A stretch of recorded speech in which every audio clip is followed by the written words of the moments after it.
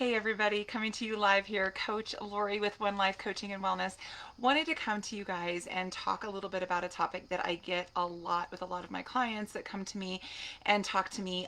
They say that they have been training and working out and doing so many things and they don't seem to be losing any weight. They're not getting to their goals. They're not getting the muscle definition that they want. They're not getting to where they want to be. And so I wanted to kind of come to you and talk to you about this topic because it is an extremely important topic to talk about, because a lot of times if we don't see results, we give up completely and then we don't exercise anymore, or we do, too many things to try to get to where we are, and it causes stress and it causes emotional anxiety, it causes all this stuff. So I wanted to come to you guys and kind of talk about, first of all, kind of talk about overtraining. Okay, so overtraining is something that can absolutely happen. It is something that a lot of us do because we are so excited and so pumped, and we think the more that we work out, the harder we push ourselves, the less we eat, the more intense our workouts, constantly pushing our body to its ultimate limit is going to be the best way to get our results.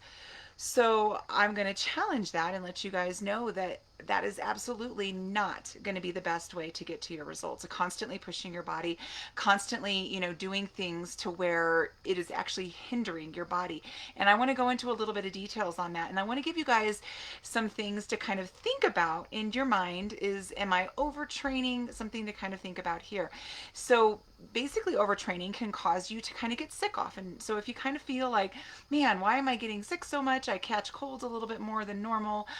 Sometimes that can be a sign of overtraining. It can be that because it hits your immune system and your immune system goes a little bit lower because you have overtrained and you've worked out too much. You've put your body through too much and your immune system is going down. Is your mood all over the place? Are you thinking, are you happy and sad and all of these things all at different times, and you think working out is going to make it better, and you've noticed that even working out is not making it feel better, and actually you are starting to kind of feel worse while you're working out? That can be a sign of overtraining as well. Another sign can be kind of a plateau. Have you gotten to a place where you're like, oh my gosh, I've been killing it and I lost all this weight and I've been doing great and wonderful, and now all of a sudden I'm at a plateau or I'm gaining weight? What the heck is going on? You don't see results, or you never had results, right? And so not only do you have that going on, but now you are stressed out about it. Now you're like, okay, I have no results. I'm working my absolute tail off and nothing is happening for me. And so then you either want to give up, or you even overtrain even more and you eat less and you do certain things that you think are the right thing to do, when in reality what we're doing is we're actually kind of hurting our body. Basically, what happens when we work out and we work out intensely is we break down our muscle, right? And we actually are breaking down our body. Like our body is getting broken down during that process. And what helps the muscle and helps our heart and helps everything to be stronger and better is the recovery. So I'm sure a lot of you have heard that recovery, everything is done in the recovery, which it is.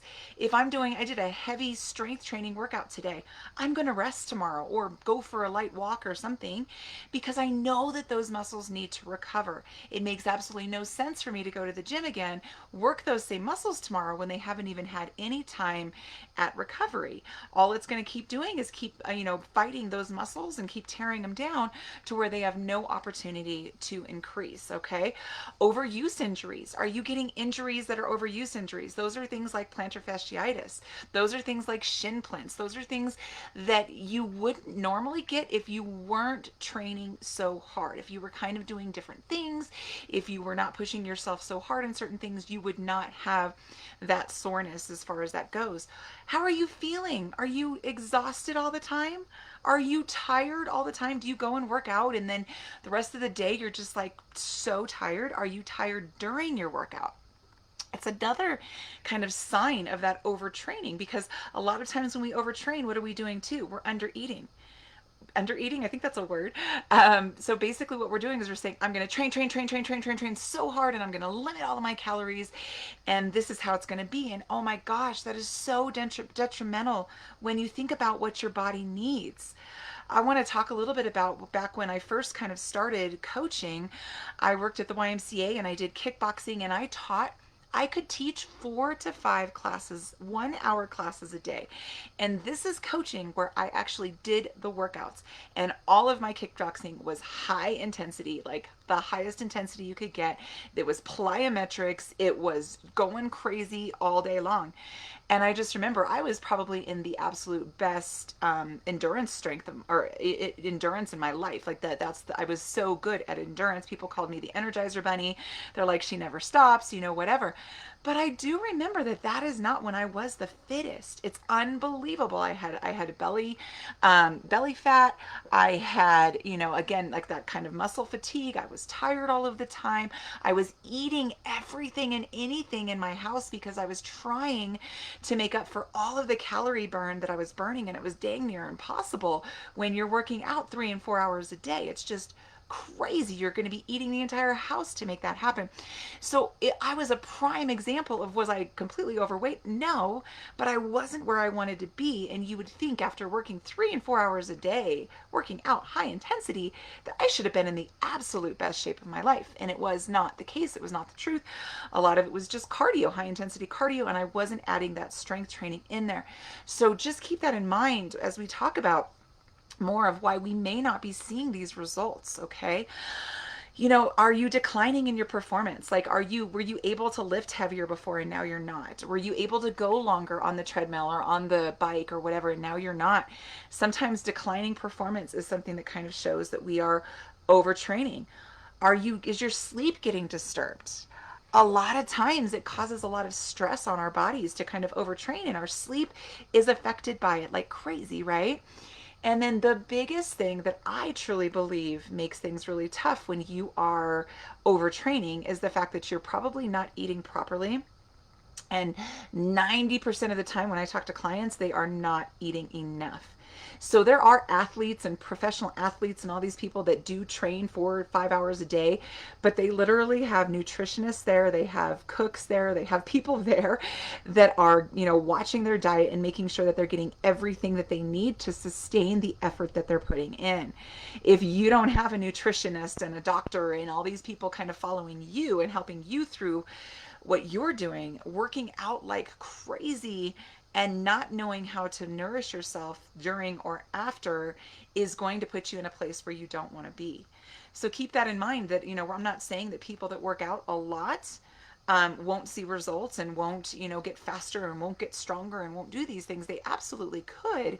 It's just that they're making sure that they're giving their body exactly what it needs, and they're making sure that they get rest. There's not a professional athlete out there that will tell you that they're not getting rest. They know that is part of the process. They know that's the part of getting stronger.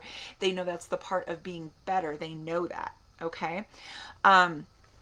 You can also, what happens too when we're working out like crazy is we tend to get stressed out because we're like, oh my gosh, I'm working out so much and it's causing stress on your body. But then you're also getting stressed because you're not seeing results. And then you're also getting stressed because you're not eating, barely anything. And all of this stress is compounding because I'm not eating as much as I used to. I'm working out like crazy. What is going on? So it's causing stress for you. And what does stress cause?